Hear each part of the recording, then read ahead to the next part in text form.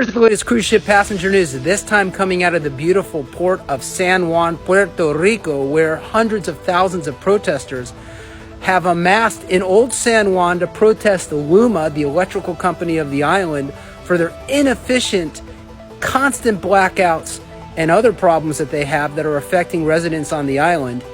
And Carnival Cruise Line has decided to divert the Carnival Magic on cruise from New York to St. Thomas instead of Puerto Rico because of their concern for the safety of passengers. Now, as a lawyer who sues cruise lines, this is exactly what a cruise line is supposed to do.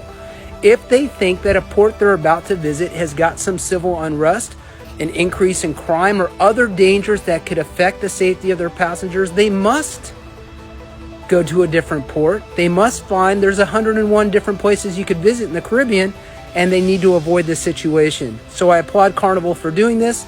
Sadly, this will affect a lot of the onshore excursion operators who are probably going to lose hundreds of thousands of dollars in revenue for not having the Magic in port that day. And I hope that they get this sorted out.